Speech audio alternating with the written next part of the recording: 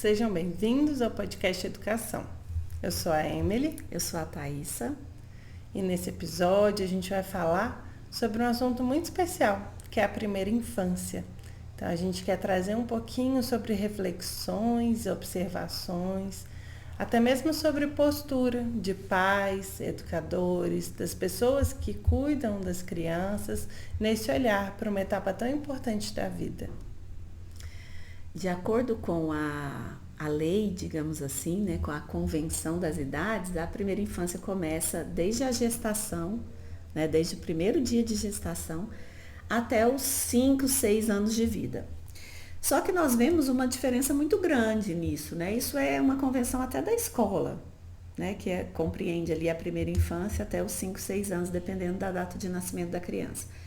Mas nós vemos uma diferença muito grande. Então, nós podemos mesmo dividir a primeira infância em 2 etapas, né? Que seria ali do primeiro dia de gestação até os 2 anos, 2 anos e meio, 3 anos, e dos 3 anos aos 5 anos, que nós vemos que dos 3 aos 5 anos a criança já está numa outra fase de desenvolvimento.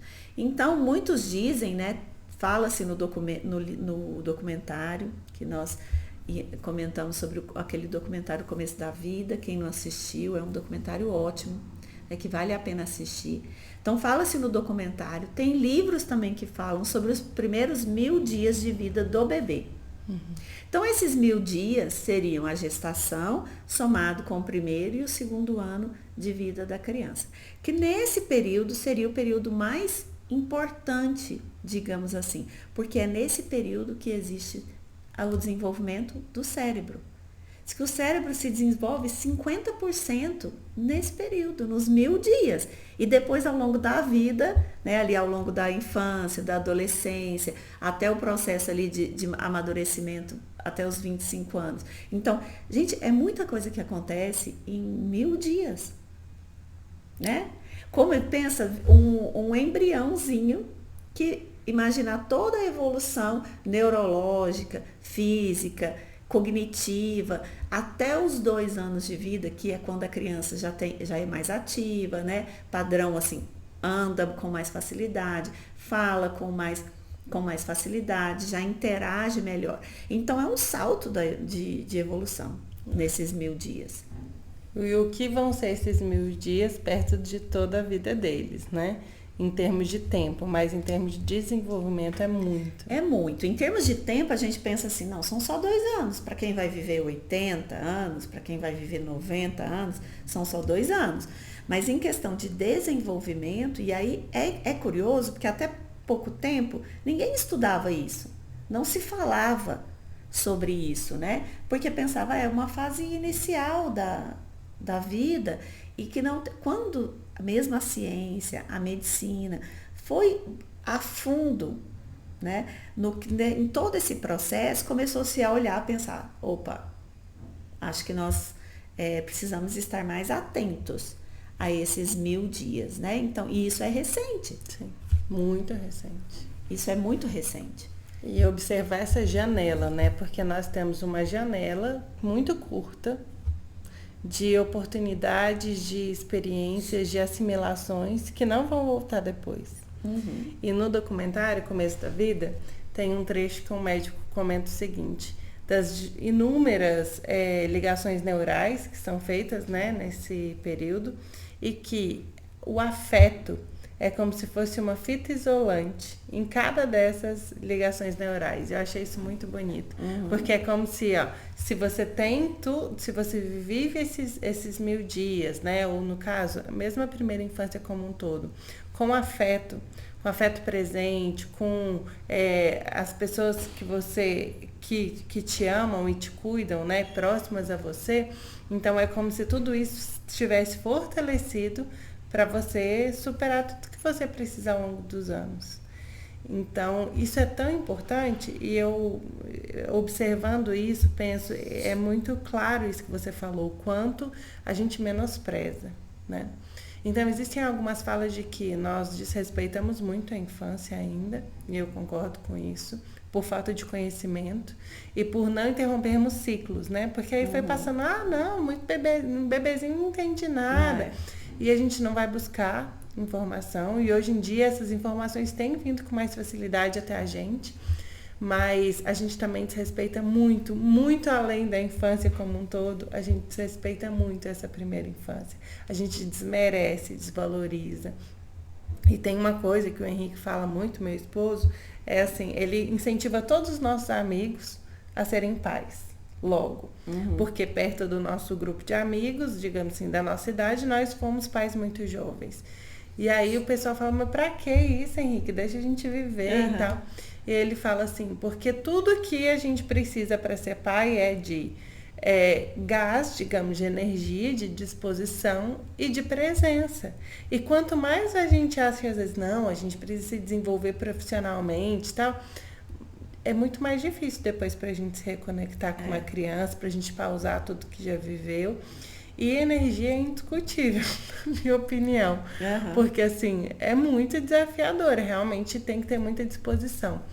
E é uma etapa tão curta, aonde pai, mãe, as pessoas que estão próximas desse bebê, precisam tanto estar ali. E é tão desafiador também. Então, assim, envolver esse bebê para garantir que todas as suas necessidades biológicas, fisiológicas sejam satisfeitas, mas acima de tudo, as suas necessidades emocionais, né, afetivas, isso é muito desafiador. Isso é muito desafiador. E se nós pensarmos na base mesmo, né, é como uma construção, gente. O que importa é a fundação. Se a fundação for bem feita, né, o que você vai fazer ali vai durar anos, vai ter uma base sólida. Se a base não for sólida, não for realmente firme, ela não vai aguentar. Ela não vai aguentar 10 anos, 20 anos. Então, é a base. É na primeira infância, né, principalmente nos 1000 dias de vida, que a gente forma a base da criança. Mas a base intelectual, então eu tenho que incentivar meu filho intelectualmente, eu tenho que muitos estímulos, muitas brincadeiras direcionadas, né? Não, é basicamente o afeto.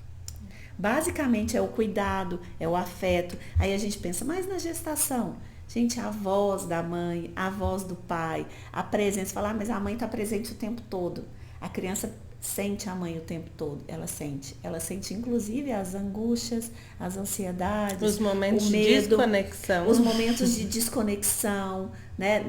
Nem falando da questão do consumo de álcool, de cigarro, de drogas, que essa parte a sociedade já tem um esclarecimento maior dos malefícios, né? Mas falando das questões do dia a dia, da falta de conexão, que a gente sabe, eu já 3 gestações, a Emily 2, a gente sabe que às vezes a gente esquece que está grávida. Se for uma gestação tranquila, sem maiores complicações, então o estímulo de conversar mais com o bebê, interagir mais, se cuidar, se olhar, né? Porque tem um ser se desenvolvendo ali dentro de você, na sua barriga. Então, olhar um pouco para isso, não continuar nessa loucura do dia a dia e a gente, depois que nascer eu resolvo. Depois que nascer a gente cuida e a gente vai dar atenção. Não, a gente tem que começar esse processo, conscientizar de começar esse processo o quanto antes, durante a gestação, né? E a presença dessas pessoas que se propõem a ser família desse bebê, né? O documentário ele traz muito isso, né? A importância da presença do pai, ou dessas pessoas que se propõem a ser o núcleo familiar desse bebê. Porque em alguns momentos também a mãe se coloca numa situação muito solitária, né? Sim. E o quanto esse bebê precisa sentir família perto dele, né? O quanto nós precisamos proporcionar essa base, esse entendimento de que tem pessoas que me olham, que me cuidam, que me aceitam, que me amam, que me fortalecem, que brincam comigo, que são presentes no meu dia a dia. Então, olhar a primeira infância como essa grande janela de oportunidades, de experiências que essas crianças precisam para assimilar, para serem adultos saudáveis, é muito importante. Não são só 2, 3 ou 6 anos na vidinha delas, são os 2, 3 ou 6 anos da vidinha delas. São os anos mais importantes e que, de fato, né, vão traçar questões de personalidade, muitas vezes traumas que vão viver ou Sim. não, experiências positivas que vão marcá-las para a vida inteira e vão construir memórias afetivas e também repertórios para elas lidarem com situações difíceis Sim. no futuro. Mesmo tão pequenas, né, elas vão assimilando tudo isso para construir também identidade.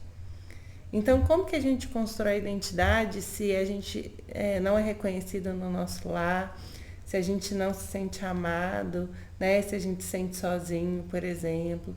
Então, é tão especial a gente promover esse olhar para essas crianças tão pequenininhas e ver, né, o potencial que esse momento traz para nós também enquanto famílias, né? Para além do desenvolvimento delas. Para além do desenvolvimento. E nós, adultos, podemos pensar, mas eu não tenho memória. Eu não tenho lembrança. Pouquíssimas pessoas, ou quase ninguém, digamos assim, tem lembrança dos seus 2, 3 primeiros dias de vida, do útero nem se fala, né, de quando nós estávamos na gestação. E por isso, muitas vezes, as pessoas pensam, mas isso não é importante, isso não fica gravado. Mas isso não fica gravado no superficial, no consciente. Muitas vezes isso está no subconsciente.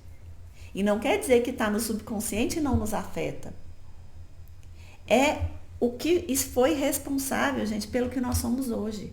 Talvez nós não saibamos, porque nós não lembramos, mas tem uma parcela fundamental na pessoa que nós somos hoje, o que nós vivemos lá atrás, até na nossa primeira infância, até os 5, 6 anos.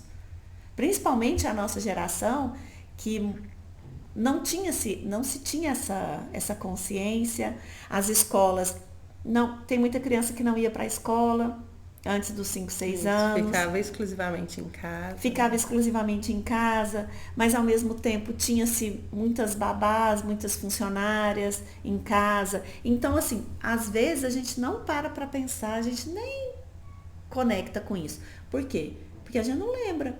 Mas a gente tem que ter essa consciência de que o que nós somos hoje é muito reflexo do que nós vivemos todo esse período, principalmente na primeira infância.